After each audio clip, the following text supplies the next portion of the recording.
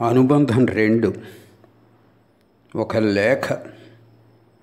దేశభక్తుడైన అశ్విని కుమార్ దత్త మాకు రాసిన లేఖ. ప్రియమైన సోదరుడు మాకు, నువ్వు పంపిన శ్రీరామకృష్ణ కథామృత చతుర్థ భాగం 3 రోజుల క్రితం అందుకున్నాను. నేటికి దాన్ని చదవటం పూర్తి చేశాను. నిజంగా నువ్వు ధన్యుడు. దేశం యావత్తు మీద అమృతం చిలకరించావు. చాలా కాలం క్రితం శ్రీరామకృష్ణులతో నేను జరిపిన సంభాషణలను తెలుసుకోగోరావు. నీకోసం ఇప్పుడు ఆ సంభాషణలను రాయి ప్రయత్నిస్తాను. శ్రీరామకృష్ణులను సందర్శించిన తారీఖులు, వారాలు, సమయం, ఆయన ముఖతా జాలువారిన వచనాలను ఖచ్చితంగా వ్రాసి ఉంచుకోవటానికి నేను నీలా నోచుకొని పుట్టలేదు. ఈ లేఖలో నాకు జ్ఞాపకం ఉన్నంత వరకు నా అనుభవాలను జోడిస్తున్నాను. నేను అనేక విషయాలు మర్చిపోయాను కనుక ఒకరోజు జరిగిన సంఘటనలు మరో రోజు జరిగిన వాటితో కలగాపులగం చేసే అవకాశం ఉంది. బహుశా 1881 దుర్గాపూజ సెలవుల్లో నేను శ్రీరామకృష్ణులను మొట్టమొదటిసారి దర్శించాను. దక్షిణేశ్వరానికి ఒక పడవలో వచ్చాను. స్నానఘట్టం మెట్లు ఎక్కుతూ ఒక వ్యక్తిని, పరమహంస గారు ఎక్కడున్నారు అని అడిగాను. అక్కడ ఉన్నారు అని జవాబు వచ్చింది. తోటకు అభిముఖంగా ఉన్న ఉత్తరం వైపున ఉన్న వసారాలో ఒక వ్యక్తిని చూపించాడు. అతడు ఒక దిండున ఆనుకొని ఆయన కూర్చుని ఉన్నారు. నల్లంచు ధోవతి ధరించున్నారు. దిండు, నల్లంచు ధోవతి కళ్ళబడగానే ఈయన ఎలాంటి పరమహంసై ఉంటారు అని అనుకున్నాను. నల్లంచు ధోవతి, దిండు ఇత్యాదులు గృహస్థులు ఉపయోగించే విలాస వస్తువుల క్రింద పరిగణిస్తారు. తద్విరుద్ధంగా పరమహంస సర్వసంగ పరిత్యాగి అయిన సన్యాసి.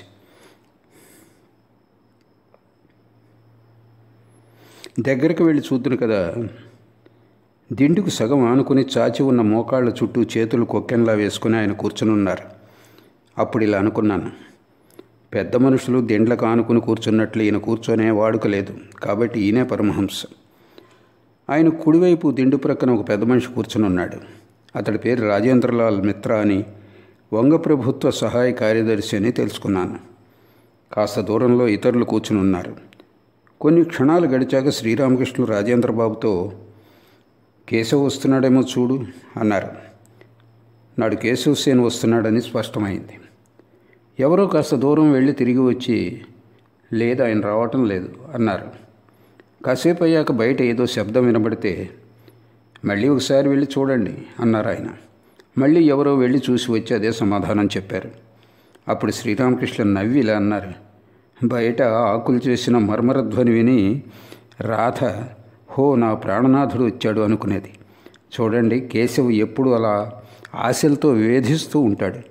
ఇది అతడి పద్ధతి. మునిమాపు వేళ కేశవ్ తన బృందంతో వచ్చి శ్రీరామకృష్ణులకు సాష్టాంగ ప్రణామం చేశాడు. ఆయన కూడా అదే రీతిలో అతడికి ప్రణామం చేశారు. కాసేపు అయ్యాక శ్రీరామకృష్ణులు అర్థబాహ్య స్పృహలో ఇలా అన్నారు, చూడండి, యావత్తు కలకత్తా జనాన్ని తోడుకొని వచ్చాడు. నేను ఒక లెక్చర్ ఇవ్వాలని అనుకుంటున్నాడేమో. అటువంటిది ఏమీ చేయలేను. నీకు ఇష్టం ఉంటే నువ్వే లెక్చర్ ఇవ్వు. లెక్చర్ ఇవ్వటం నా వల్ల కాని పని. ఇంకా భావపారవశ్యంలో ఉండే నవ్వుతూ ఇలా అన్నారు, నేను తింటాను, త్రాగుతాను, సంతోషంగా ఉంటాను, ఆడతాను, నిద్రిస్తాను, కానీ లెక్చర్లు మాత్రం ఇవ్వలేను.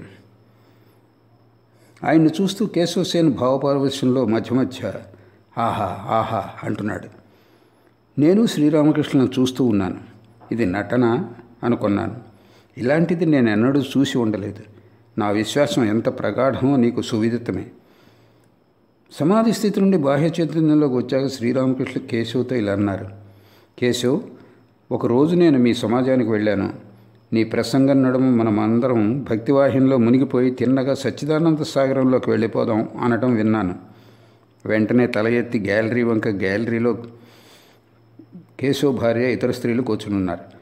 గ్యాలరీ వంక చూసి, ఇక ఈ స్త్రీల గతి ఏమిటి అనుకున్నాను.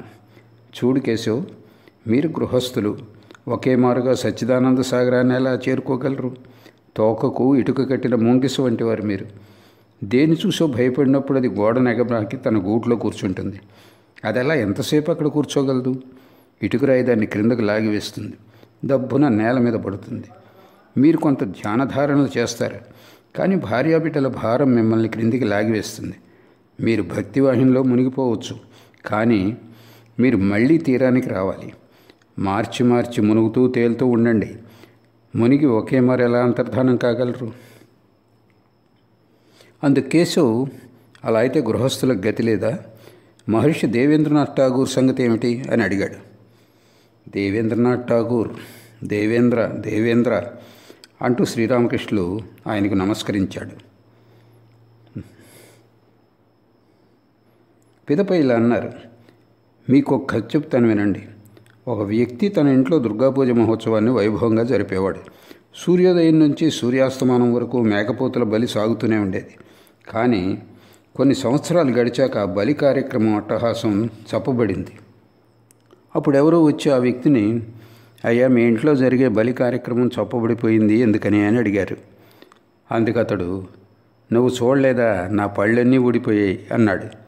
దేవేంద్రుడు ఇప్పుడు జపధ్యానాల్లో కాలం గడుపుతున్నాడు. ఈ వృద్ధాప్యంలో అతడు అలా ఉండటం సహజమే. కానీ నిస్సందేహంగా అతడు గొప్ప వ్యక్తే. చూడు, మాయామోహంలో పడి ఉన్నంతవరకు మనిషి లేత కొబ్బరికాయ వంటివాడు. లేత కొబ్బరికాయ నుంచి కొబ్బరిని తీయాలంటే కొబ్బరి చిప్పను కూడా కాస్త గోకి తీయవలసి వస్తుంది కదా. కానీ ముదిరిన లేక ఎండు కొబ్బరికాయలో కొబ్బరి చిప్ప విడివిడి ఉంటాయి. కొబ్బరికాయను ఆడిస్తే లోపల కొబ్బరి కురిడి గలగలమంటుంది. దేహం నుంచి ఆత్మ వేరైందని అతడు గ్రహిస్తాడు. ఆ రెంటికి పరస్పర సంబంధం ఉండదు. కష్టాలన్నిటికీ కారణం ఈ అహమే. ఈ తుచ్చ అహం ఎన్నటికీ మనిషిని వదిలిపోదా? కూలిపోయిన ఇంటి శిథిలాల నుంచి రావి చెట్టు పెరగడం మీరు చూసి ఉంటారు. నేడు దాన్ని నరికివేయండి, కానీ రేపు కొత్త మొలక పైకి రావటం చూడవచ్చు. అహం విషయంలో కూడా ఇదే జరుగుతుంది.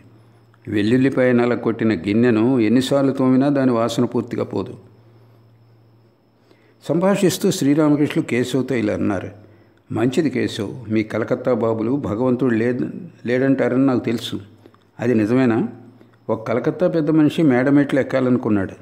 ఒక మెట్టు ఎక్కాడు. ఆయాసపడుతూ స్పృహ తప్పి కింద పడిపోయాడు. అతడి బంధువులు హాహాకారాలు చేసి డాక్టర్ కోసం కబురు పంపారు. కానీ డాక్టర్ వచ్చేలోపుగానే అయ్యగారు కాస్త వైకుంఠయాత్ర చేసేశారు. ఈ మాత్రం సత్తా ఉన్నవారు దేవుడు లేడు అంటూ ఉంటారు. ఒక గంటకు పైగా ఇలా గడిచాక కీర్తన ప్రారంభమైంది. తర్వాత నేను చూసిన దృశ్యం ఈ జీవితంలోనే కాదు, జన్మాంతరాల్లో కూడా మర్చిపోలేను. కేశవ్తో సహా అందరూ నాట్యం చేశారు. అందరూ శ్రీరామకృష్ణుల చుట్టూ వృత్తాకారంలో నృత్యం చేశారు. నృత్యం చేస్తూ ఆయన హఠాత్తుగా నిశ్చలంగా నిలబడిపోయారు. సమాధిమగ్నులయ్యారు.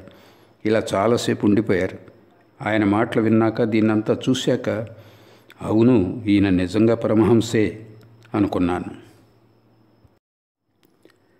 అశ్విని కుమార్ దత్త లేఖ కొనసాగింపు. మరో రోజు, బహుశా 1883లో కొందరు శ్రీరాంపూర్ యువకులతో నేను శ్రీరామకృష్ణులను దర్శించాను.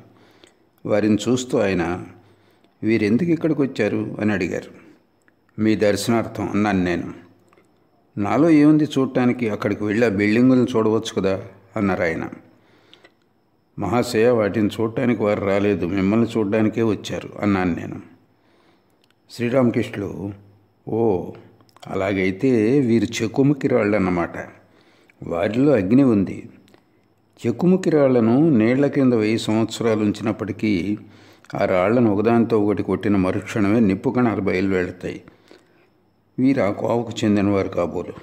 కానీ నా నుంచి నిప్పు కణాలను రప్పించాలనుకోవటం వృధా ప్రయత్నమే. ఇలా ఆయన వ్యాఖ్యానించగానే మేమందరం నవ్వుకున్నాం. నాడు మాతో ఆయన మాట్లాడిన ఇతర విషయాలు నాకు జ్ఞాపకం లేవు. కానీ కామినీ కాంచనాల పరిత్యాగం గురించి, అహాన్ని తొలగించుకోవటం అసాధ్యమని ఆయన మాతో చెప్పినట్లు నాకు లీలగా జ్ఞాపకం ఉంది. మరో రోజు ఆయన్ని దర్శించాను. నేను ప్రణామం చేసి కూర్చున్న తర్వాత ఆయన నాతో, నాకు ఆ పదార్థం తెచ్చిపెడతావా? పుల్లగా తీయగా కారుకు తీయగానే బుసబుసమంటూ పొంగుతుందే అది అన్నారు. లెమనేడ్ అన్నాను నేను. నా కోసం ఒక సీసా తీసుకురాకూడదా అన్నారు శ్రీరామకృష్ణ. ఒక సీసా లెమనేడ్ తెచ్చి ఆయనకి ఇచ్చాననుకుంటాను.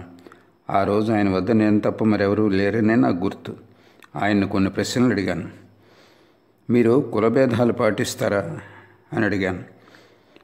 అవునని ఎలా చెప్పగలను? నేను కేశవ్ ఇంట్లో కూర తిన్నాను. ఒకసారి ఏం జరిగిందో చెప్తాను. ఒక పొడివాటి గెడ్డం ఉన్న వ్యక్తి మంచుగడ్డ తీసుకొచ్చాడు. కానీ నాకు దాన్ని తినబుద్ధి పుట్టలేదు. కొంతసేపు అయ్యాక మరెవరో అదే వ్యక్తి నుంచి కొంత మంచుగడ్డను తెచ్చారు. ఆస్వాదిస్తూ దాన్ని తినగలిగాను. చూడు, కుల కట్టుబాట్లు వాటంతటవే తొలగిపోతాయి.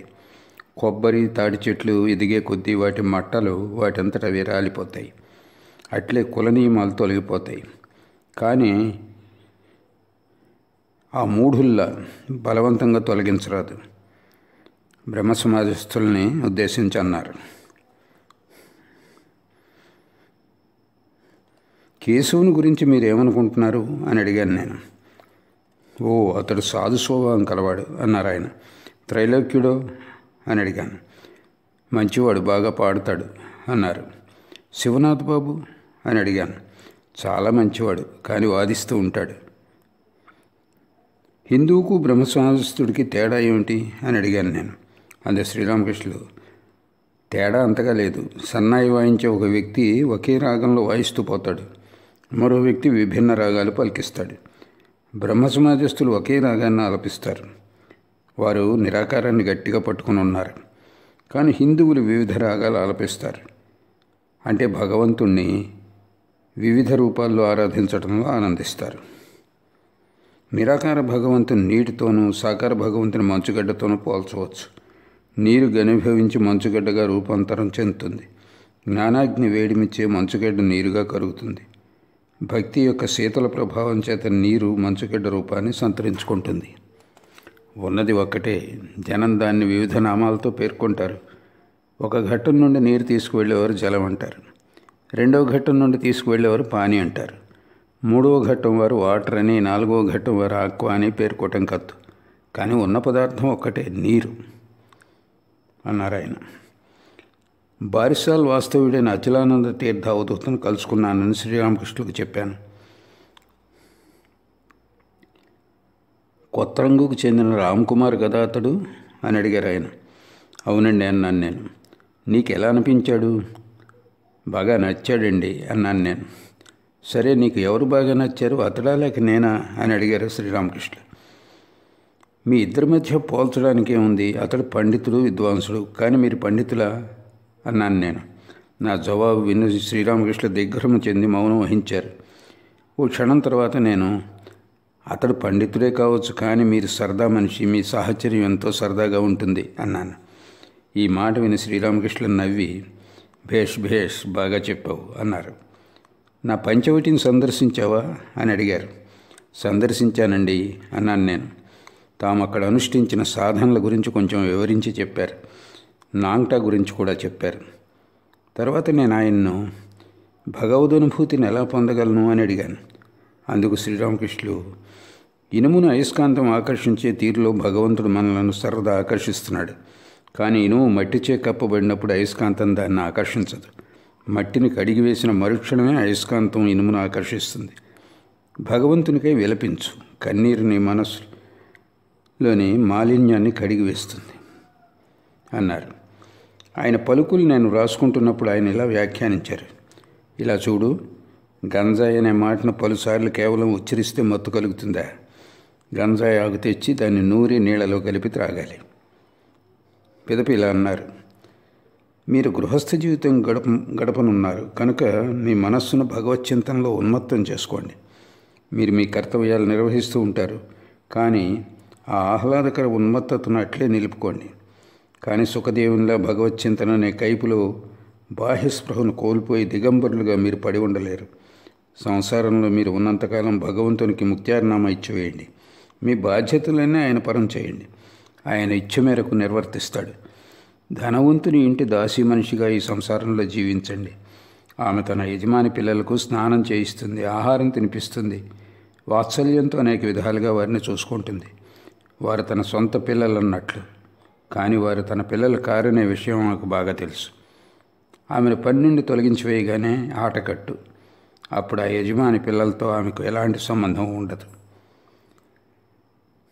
పనసత్వంలో వలవబోయే ముందు చేతులకు చమురు రాచుకుంటే జగట అంటుకోదు. ఆ విధంగానే భక్తి అనే చమురుతో నిన్ను పరిరక్షించుకో. పిదప సంసారం నిన్ను అంటుకోదు, నీపై ప్రభావం చూపలేదు. ఇలా చెప్తున్నంతసేపు శ్రీరామకృష్ణులు నేల మీదనే కూర్చుని ఉన్నారు. ఇప్పుడు లేచి మంచం మీద నడుము వాల్చారు. కాస్త విసురు అన్నారు నాతో. నేను విసరసాగాను. ఆయన మౌనంగా ఉన్నారు. కాసేపు అయ్యాక ఇలా అన్నారు. ఓహ్, చాలా వేడిగా ఉంది. విసనకర్రను నీళ్లలో తడపరాదా అన్నారు. ఆహా, మీ కోరికలకు కొదవలేదు అని నేను అన్నాను. అందుకు శ్రీరామకృష్ణుడు నవ్వి సాగదీస్తూ ఎందుకు ఉండకూడదు అన్నారు. మంచిది, వాటిని పూర్తిగా ఉండనివ్వండి అన్నాను. నాడు ఆయన సాన్నిధ్యంలో నేను పొందిన ఆనందం వర్ణనాతీతం.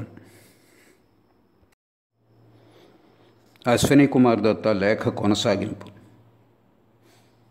నువ్వు నీ పుస్తకం 3వ భాగంలో ప్రస్తావించినట్లు చివరిసారిగా ఆయన దర్శించాను మే 1, 23, 1885 సంవత్సరం.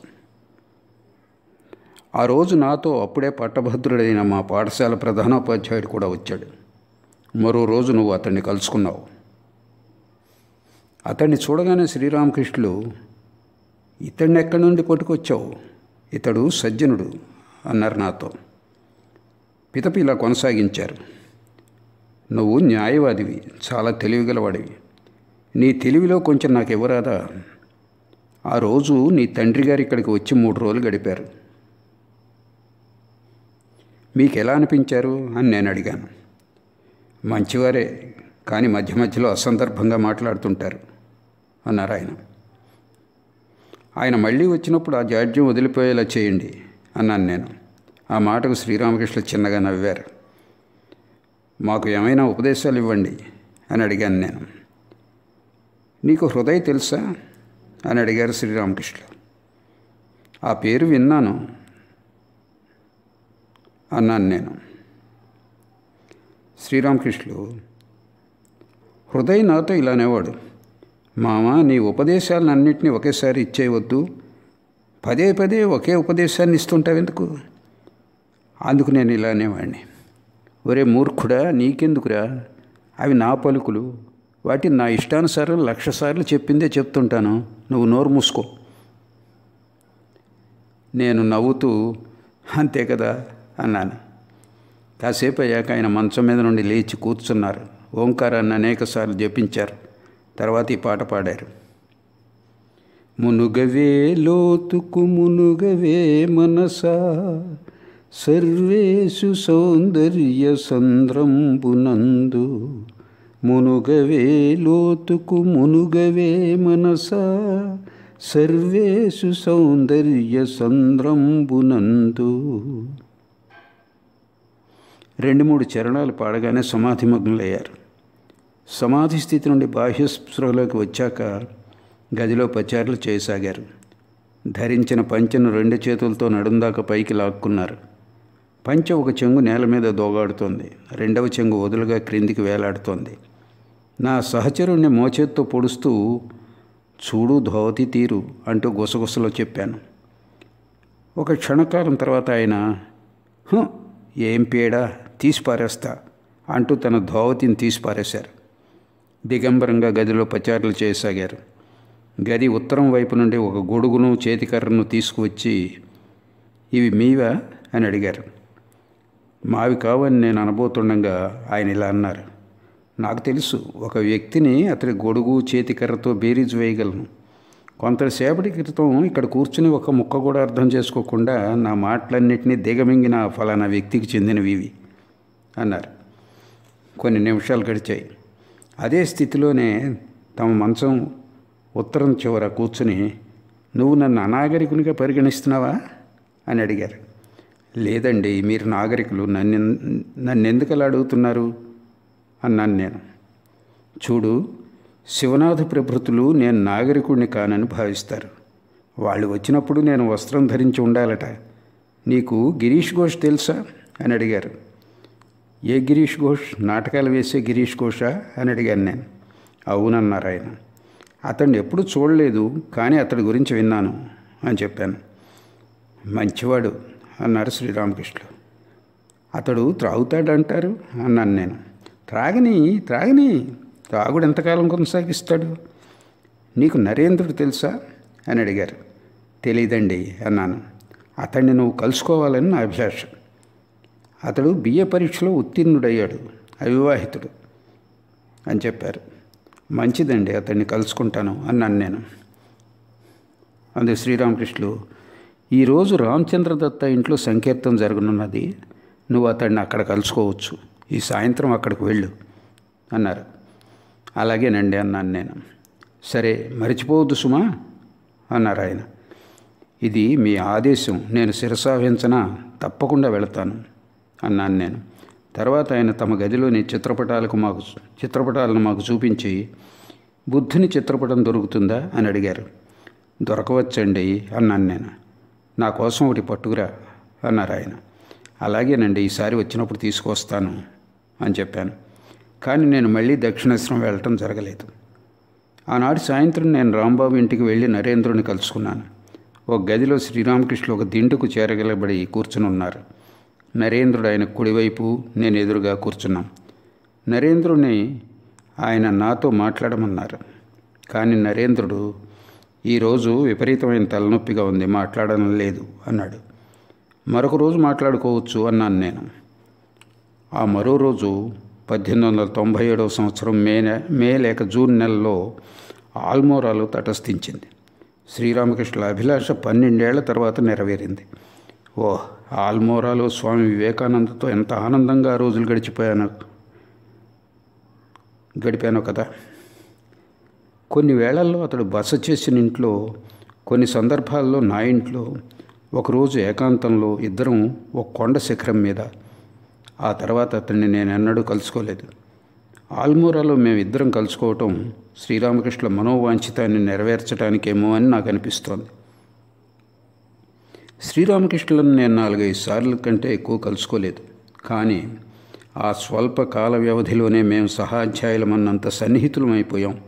ఆయనతో మాట్లాడుతూ ఉన్నప్పుడు ఎంతో యథేచ్ఛగా ప్రవర్తించేవాడిని. కానీ ఆయన సాన్నిధ్యం నుండి వచ్చేశాక, బాప్రే, ఆయన పరమహంస, నేను అలా ప్రవర్తించడం అనుచితం అనుకునేవాడిని. ఆ కొన్ని రోజుల్లో నేను చూసినవి, విన్నవి నా యావజ్జీవితాన్ని మధురాతి మధురంగా చేసివేశాయి. అమృతం చిందించే ఆ పరమాద్భుత దరహాసాన్ని నా జ్ఞాపకాల సొరుగులో గోప్యంగా తాళం వేసి ఉంచుకున్నాను. నా వంటి దురదృష్టవంతునికి అదొక పెన్నిధి. ఆ దరహాసం నుండి జాలువారిన అమృత కణం లక్షలాది మానవుల జీవితాలను సుదూర అమెరికాలో సైతం ఎలా మధురాతి మధురం చేస్తూ ఉన్నదో ఊహిస్తేనే నా హృదయం ఆనందంలో ఓల్లాడుతుంది.